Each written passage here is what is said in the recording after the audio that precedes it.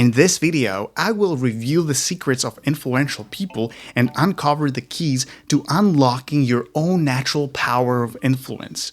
I will also provide some insights and practical strategies to help you make a difference. Subscribe to gain the tools you need to create a lasting impact as a solopreneur or someone passionate about making a real change in the world.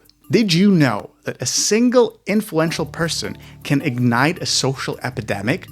There are 3 types of people that are described in Malcolm Gladwell's book, The Tipping Point, and you might be one of them. Type 1. Connectors. These remarkable individuals possess an innate superpower. They effortlessly bring people together. They bridge gaps and forge connections that span across diverse communities. Their network is like a web of contagious enthusiasm, propelling ideas to spread like wildfire. Type 2. Mavens. Picture them as the information wizards of our society. They possess an insatiable thirst for knowledge and are experts in their fields. But what sets them apart is their burning desire to share that knowledge with others. Their insights become the compass that guides people's choices, steering the course of social trends. And type 3. Salesmen. These charismatic influencers have an uncanny ability to captivate hearts and minds. Armed with their infectious charm, they breathe life into ideas, turning them into irresistible forces. Their persuasive powers mobilize action, making people jump on board with unwavering passion.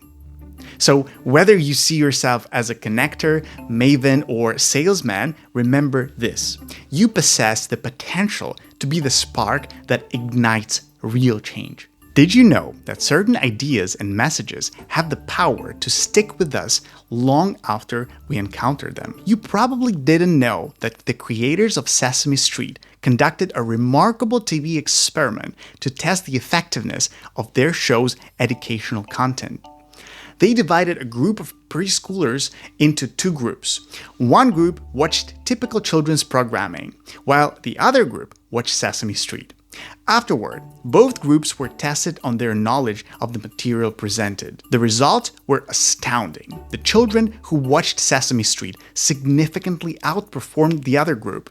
The educational content presented in a captivating and engaging manner had a stickiness that helped children retain and apply what they learned. The stickiness factor refers to the unique qualities that make ideas or messages memorable and influential. Just like a virus, sticky ideas latch onto our minds, making it hard to forget or ignore them. They have the power to inspire, educate, or even change behavior.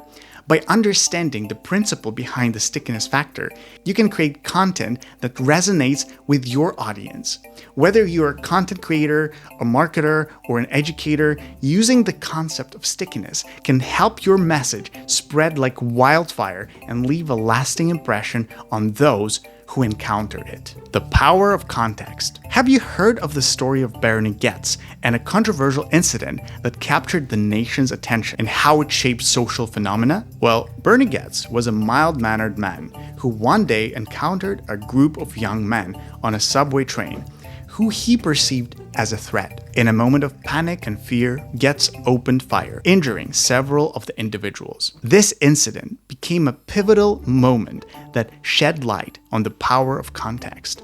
It wasn't just about Goetz's actions, it was about the social climate that surrounded him. New York City at that time was gripped by a sense of fear and helplessness due to rising crime rates. Goetz's response, although extreme, resonated with many individuals who felt vulnerable and desperate for a sense of control. This incident highlights the influence of the environment and circumstances on our behavior. In a crime-ridden city where people were constantly on edge, Goetz's actions, although controversial, tapped into the collective mindset and fears of many. 49 of questioned New Yorkers approved Goetz's actions, while only 31% disapproved. This case study reminds us of the importance of understanding the power of context in shaping our thoughts, actions, and societal outcomes. By recognizing the role of surroundings and the larger social dynamics, we can better comprehend the complexities of human behavior. Have you heard of the magic number 150. Have you ever wondered why it's challenging to maintain meaningful relationships with a large number of people? The concept of Dunbar's number and its profound impact on our social connections might answer this question. An anthropologist, Robin Dunbar, proposed the idea that humans have a cognitive limit to maintaining stable social relationships. This limit, known now as Dunbar's number, hovers around 150 individuals.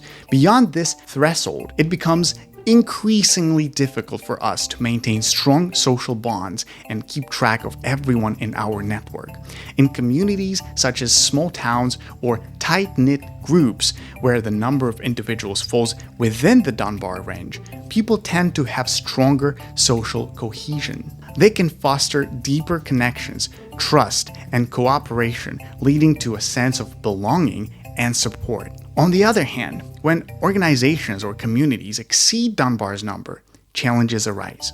The dynamics change and it becomes harder for individuals to feel intimately connected. Communications may suffer and relationships can become more transactional or impersonal. Understanding Dunbar's number offers valuable insights into the nature of our social interactions. It prompts us to prioritize the quality of our connections over the quantity. By focusing on nurturing meaningful relationships within our cognitive limits, we can create stronger communities, foster healthier organizations, and cultivate more fulfilling personal relationships. Remember, quality over quantity. Rumors, sneakers, and translation is a case study that explores how these three elements played a role in creating a social epidemic or driving behavior change. Let's dive into each aspect.